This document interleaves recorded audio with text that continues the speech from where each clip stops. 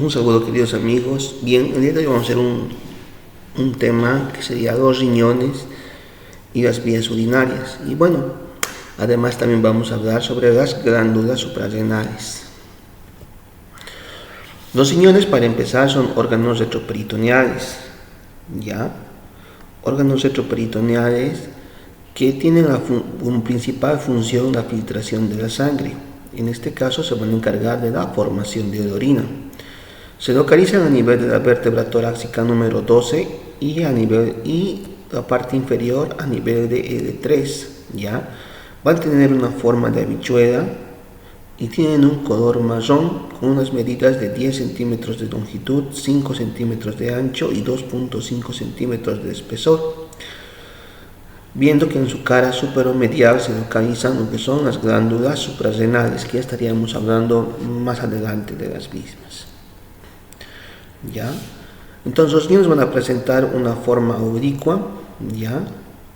Una forma oblicua entre ambos. Y van a contar con lo que van a ser principalmente las fascias, ¿no? Dentro de sus fascias vamos a tener nosotros una fascia de un tejido conectivo que se llama la fascia renal o fascia de Gerota.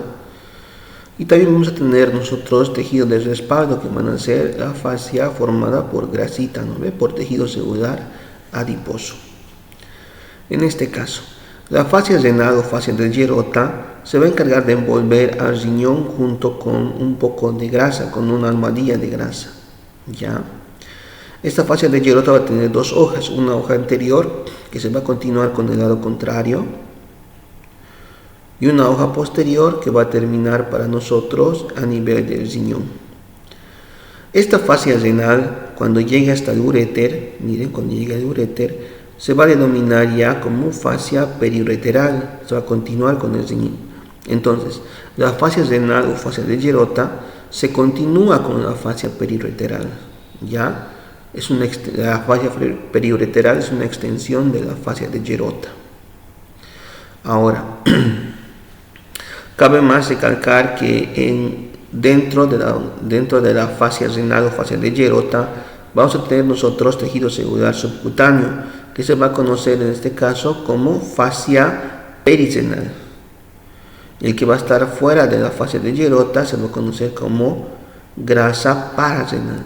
Entonces, la grasa que queda envuelta dentro de los riñones es la grasa perirenal, y la grasa que se queda por fuera, en este caso envolviendo la fascia de Gerota, se va a llamar grasa pararrenal.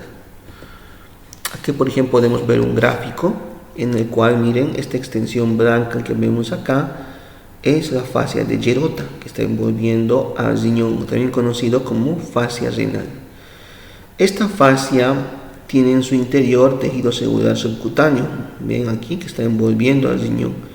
Este se conoce como la grasa pararrenal, perirenal, la grasa perirenal. Y por fuera de la fascia de Gerota también tenemos nosotros tejido celular subcutáneo, este que se conoce como grasa pararrenal, ¿ya? La grasa pararrenal. Muy bien. Acá también podemos ver un gráfico, miren, este que estamos viendo acá de rojo sería la fascia renal o fascia de Gerota, que miren, se continúa, hemos dicho nosotros, con la fascia periureteral. Y la grasa que se encuentra acá adentro se conoce como grasa perirenal, y la grasa que se encuentra acá afuera se conoce como grasa pararrenal. ¿Ya? Muy bien. El riñón tiene una posición relativamente fija y va a estar muy fijado a lo que va a ser el diafragma. ¿Cómo? Miren, esta fascia, también conocida como fascia renal o de Gerota, va a envolver también a la glándula suprarrenal, comunicándose de esta manera con el diafragma. Esto hace que esté bien fijo al diafragma. Y durante la respiración el riñón puede descender hasta 3 centímetros en este caso. ¿Ya? Bien. ¿Para qué sirve en este caso descender los riñones? Por ejemplo, en la parte ecográfica, ¿no? Cuando nosotros pedimos respire, meta aire, hacemos que el diafragma descienda y también descienden en los riñones, y de esta manera poder ver bien, en este caso, en los estudios, por ejemplo, ecográficos. El riñón tiene dos caras, una cara anterior y una cara posterior. Tiene dos bordes, un borde medial y un borde lateral. Tiene dos podos, que es un podo superior y un podo inferior.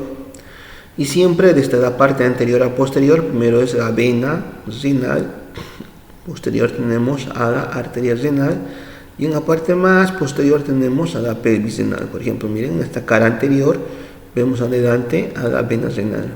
Y en esta cara posterior vemos siempre que se da en la parte más posterior la pelvis renal. Con sus relaciones, bien, el riñón, en este caso derecho, se relaciona con el hígado, la glándula suprarrenal en el podo superior.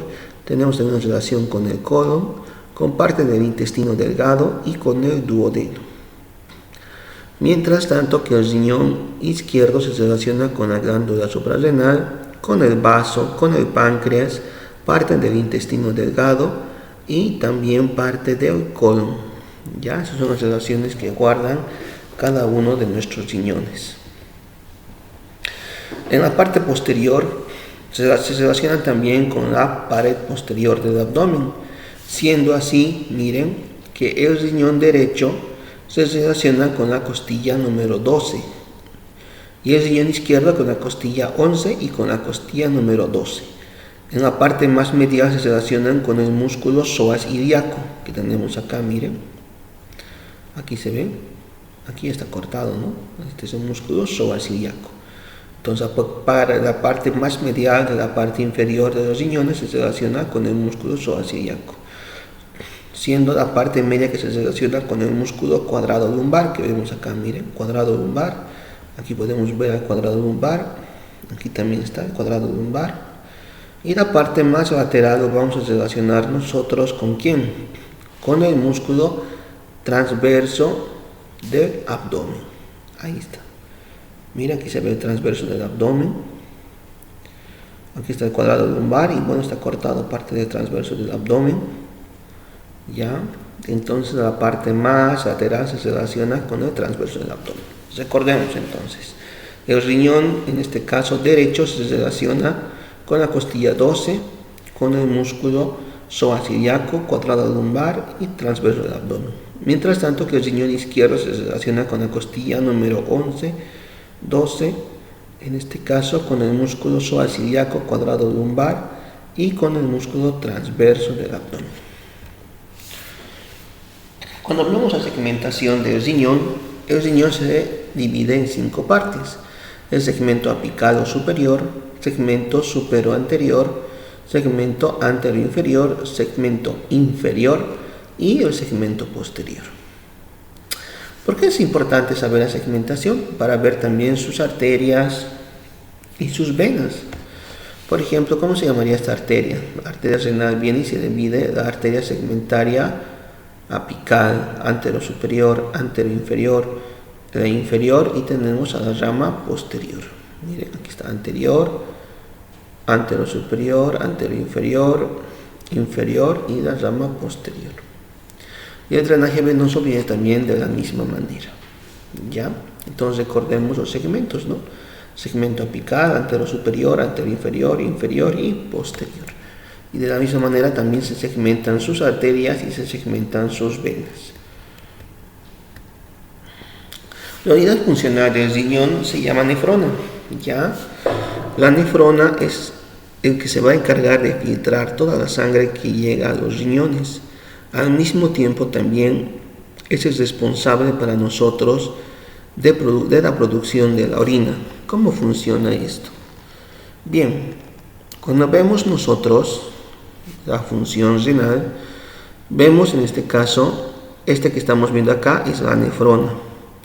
Y esto se va a llamar el famoso asa de Henle, ¿ya? Que esto lo van a repetir, por ejemplo, en histología.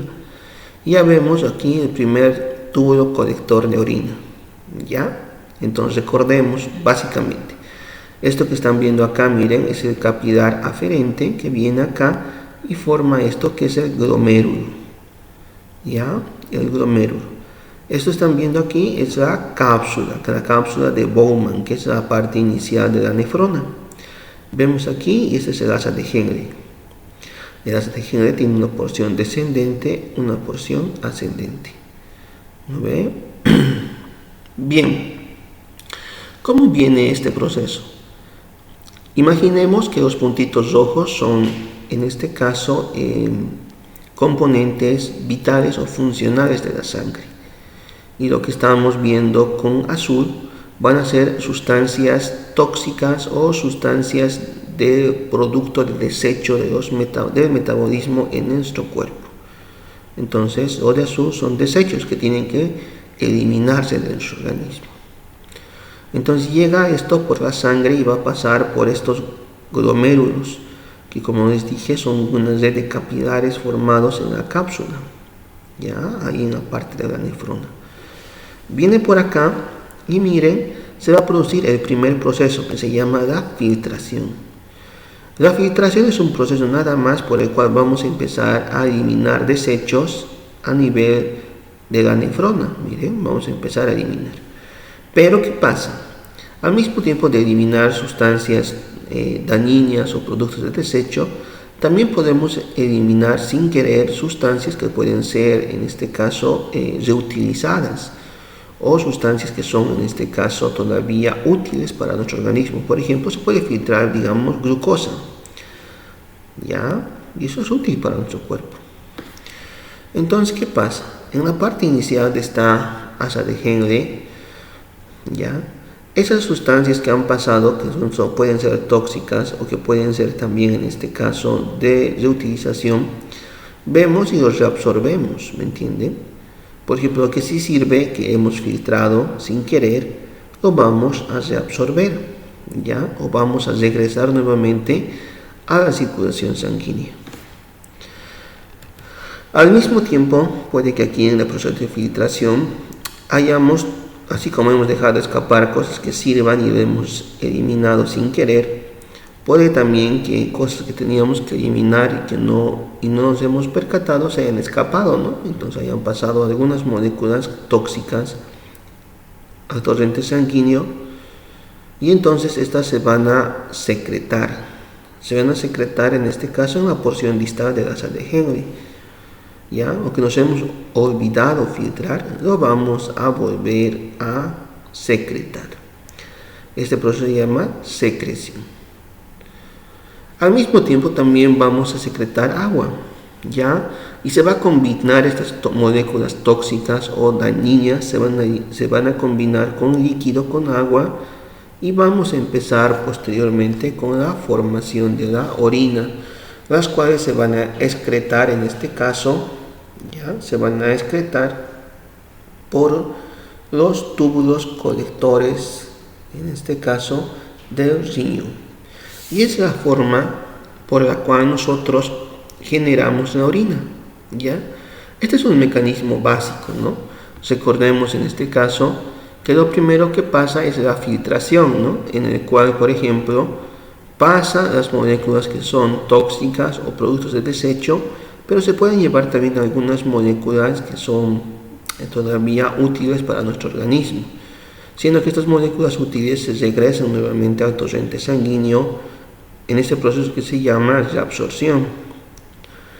Y al mismo tiempo hemos dicho que podemos también haber obviado algunas moléculas de desecho que seguían en el torrente sanguíneo y las vamos a volver a eliminar mediante este proceso que se llama secreción.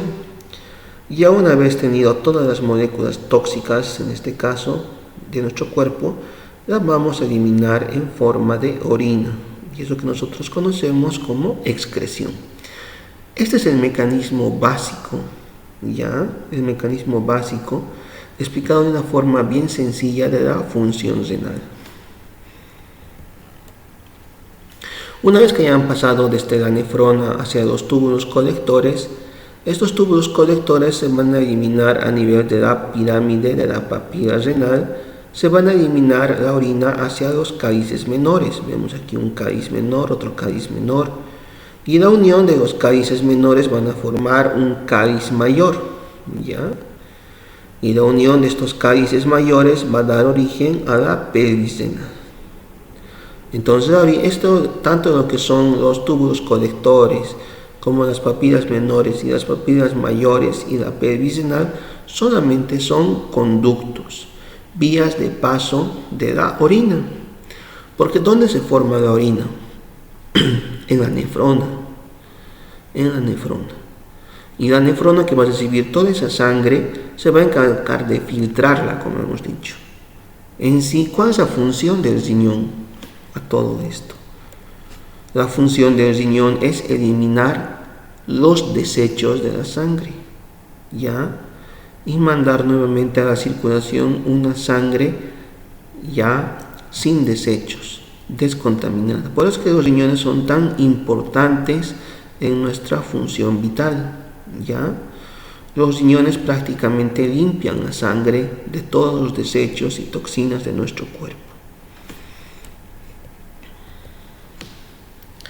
Bien, bueno, una vez que se ha formado la orina, esto va a pasar por los uréteres, que simplemente es un órgano tubular que va a comunicar a los riñones con la vejiga. Se encarga de conducir la orina de este riñón hasta nuestro almacén de orina, que se va a llamar la vejiga. Ya aquí es donde se almacena. Solamente es un conducto que mide aproximadamente entre 20 y 25 centímetros. Ya también es un órgano retroperitoneal. ¿Ya? Entonces, ¿qué son los uréteres? Son retroperitoneales. Sin embargo, lo que hay que recalcar de los riñones es que vamos a tener tres estrechamientos. El primero en la unión entre la pelvis renal y el uréter. El segundo estrechamiento justo cuando va a cruzar por la arteria ilíaca externa. Ahí tenemos nuestro segundo estrechamiento. Y el tercer estrechamiento es justo a nivel del trígono vesical, cuando atraviesa o perfora la vejiga. ¿Por qué es importante saber sobre estos estrechamientos? Puede que se vayan a formar algún cálculo en el riñón, ¿no? Entonces los cálculos pueden enclavarse o pueden obstruir con mayor facilidad a nivel de estos estrechamientos vesicales. Esto es muy peligroso, ¿no? Ya que estos estrechamientos, es una obstrucción a nivel de cualquiera de estos niveles, puede generar un retorno de orina, generando que la orina se almacene en la pelvis, y puede generar esto una insuficiencia renal debido a una enfermedad que se llama hidronefrosis. ¿Ya? Entonces, estos son los estrechamientos del riñón. Recordemos que el primero se encuentra justo en la unión entre la pelvis renal y el uréter, el segundo al atravesar la arteria ilíaca externa, y el tercero al perforar la vejiga. En la mujer, los uréteres a nivel del piso pélvico tienen una característica muy peculiar e importante. El uréter pasa por todo el piso pélvico, formando el pliegue ureteral recubierto por peritoneo, ¿ya? Pero algo muy bonito en la mujer es que justo en la parte del piso pélvico, antes de ingresar, en este caso a la vejiga, se cruza, miren, en su parte superior, se cruza la arteria uterina. Incluso hay una frase de esto que se dice que el río siempre cruza por debajo del puente, ¿no? Siendo que el puente o la parte arriba se encuentra la arteria uterina, y cruzando en este caso el río, en este caso la orina, estaría por debajo. ¿Por qué es importante saber esto? Porque en la cirugía ginecológica, en este caso que se conoce como histerectomía o extirpación del útero, como quieran decirlo, ¿ya? La histerectomía es un procedimiento en el cual nosotros retiramos el útero. ¿Y qué pasa acá? Si nosotros no tenemos cuidado de esa relación anatómica, al ligar en este caso las arterias uterinas, se puede generar una lesión de los uréteres.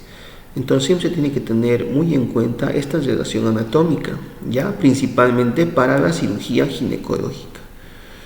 Entonces, algo muy bonito en el piso pélvico que estamos diciendo es que el uréter pasa justo por debajo de la arteria uterina.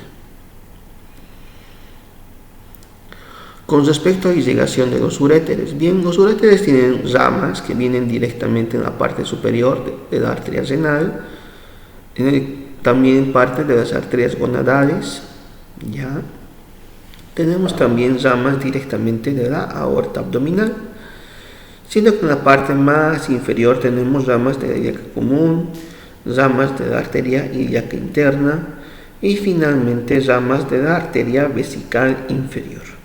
Y siguiendo así todo el trayecto del uréter desde la parte del abdomen hasta la pelvis. Bien, las glándulas suprarrenales. En el polo superior de los riñones, bien en la parte antero superior, tenemos aquí nosotros a las dos glándulas suprarrenales. La glándula suprarrenal derecha, que tiene una forma piramidal triangular característica, y la glándula semilunar, suprarrenal izquierda, que tiene una forma semilunar, ¿ya? Más como si fuera medio cerebro, ¿no? Una forma semilunar. Sin ir lejos, bueno, decimos nosotros que la glándula suprarrenal tiene una porción externa que se llama la corteza suprarrenal y una porción interna que se llama la médula suprarrenal.